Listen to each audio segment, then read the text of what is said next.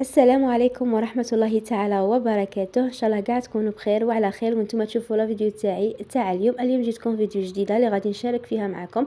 هذا البريوش اللي يجي خفيف خفيف كي الريشه ويجي بنين بالبزاف. بلا ما نطول عليكم نروحوا المقادير وطريقه التحضير، وقبل ما نبدا نقول لكم ما تنساونيش جيم في لا فيديو. ولأول مرة تشوف قناتي نقول لك ما عليك الاشتراك في القناة فضلا وليس أمرا. نبدو بسم الله على بركة الله. كما شفتوا درت كاس تاع الحليب اللي يكون دافي، تزيدوا معاه نص كاس تاع السكر، درت ملعقة صغيرة تاع لافاني مع عطر الليمون تاني. ولا كان عندكم مبشور الليمون من الاحسن ديروا مبشور الليمون. انا هنا كان عندي غير العطر تاع الليمون درته. ودرت ملعقه كبيره تاع الخميره.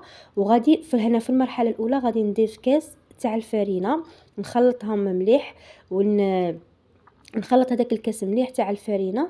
وهنا من الاحسن الفرينه تكونوا مغربلينها باش البريوش تاعكم يجيكم خفيف ويجيكم مليح. هنا كما راكم تشوفوا خلطت مليح حتى هذيك الفرينه قاعد تخلطت لي مليح.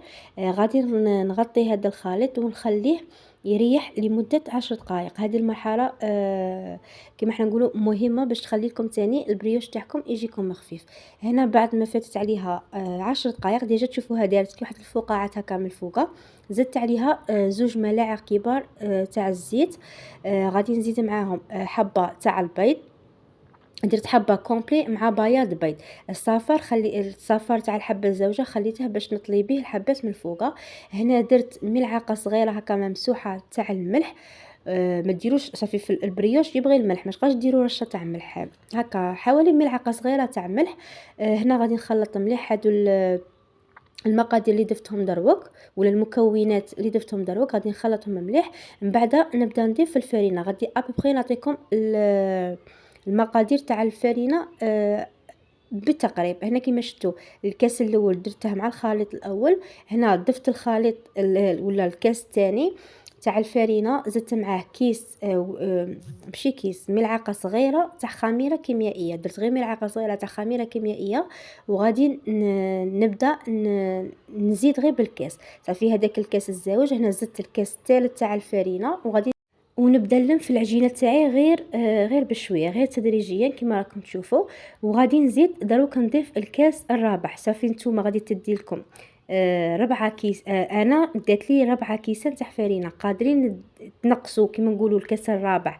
نتوما كي تجوا في الكاس الرابع ما تضيفوش ضربه واحده، قعدوا تضيفوا فيه غير بشويه. يا اما تدي لكم 4 كيسان نيشان تاع فرينه ولا 4 كيسان وشويه. كيما انا هنايا درت 4 كيسان تاع فرينه ودوك تشوفوا وانت زدت شويه صافي دات لي 4 كيسان وهكا 4 كيسان وربع تاع فرينه. هنا كي لميتها مليح غير شوفوا العجينه تاعكم كي تلموها توجور تقعد تحسوها مازالت كلي تتلاصق في يديكم، مش غاش تشيبسوا العجينه تاعكم باش البريوش تاعكم يجيكم خفيف. هنايا بعد ما لميتها كيما شفتوا ضفت لها 50 غرام ولا هكا حوالي ملعقه كبيره تاع مارغرين. هنايا ما رانيش نعجن فيها، راني غير ندخل في المارغرين. وهنا بعد ما دخلت المارغرين كيما شفتوا زدت رشيت عليها غير شويه تاع فرينه كيما قلت لكم حوالي ربع كاس تاع فرينه. وغطيتها وخليتها تخمر. هنا خليتها حوالي هكا ساعه باسكو ديجا كنت مشعله الفرن تاعي كان ديجا شاعل.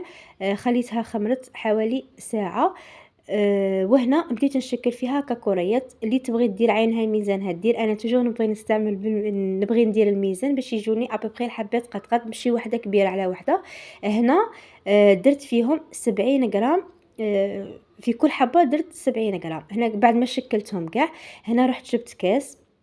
هنا كاس كنت ديجا غطسته في الزيت من تحت، شغل دهنته بالزيت وقعدت نشكل به كيما هكا. هنا تحسوهم غادي يغبنوكم شويه يقعدوا يلصقوا لكم في الكاس بصح ما غاديش يلصق باسكو ديجا كنت كيما قلت لكم دارت له الزيت من تحت.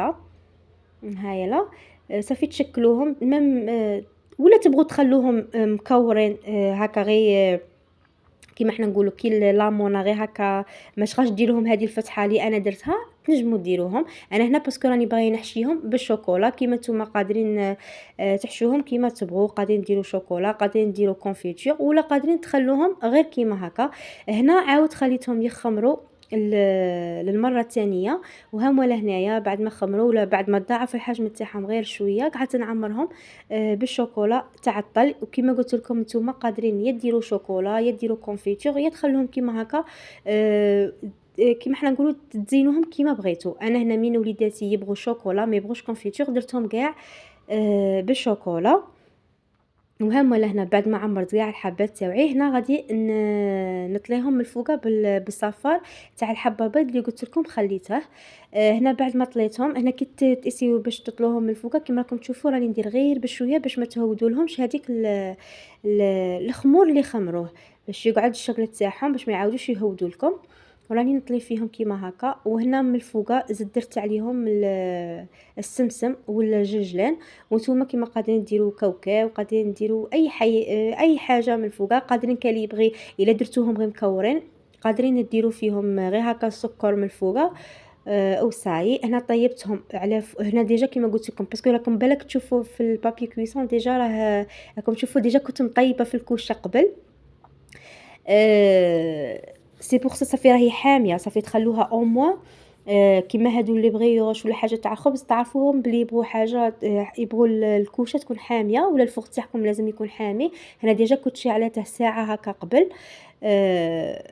صافي كان حامي. وطيبتهم على 180 درجه طيبتهم كي شتهم وما يدوش في الطياب بزاف.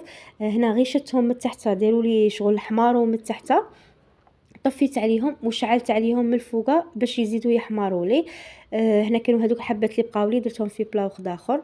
وهنا همولا بعد ما خرجتهم من الفرن شوفوا كي جاو منفوخين وجاو خفاف وبنان بالبزاف. هنايا كيما شوفوا انا ما كاش عندي ناباج ولا وبغيتهم باش يعطوني هذيك اللمعه من الفوقه. درت لهم غير شويه تاع العسل غير باش كيما حنا نقولوا يجوا يبريوا. هذا مكان نتوما قادرين ما ديروش تخلوهم كيما راهم. وهذا هو البريوش تاعي بعد ما طاب.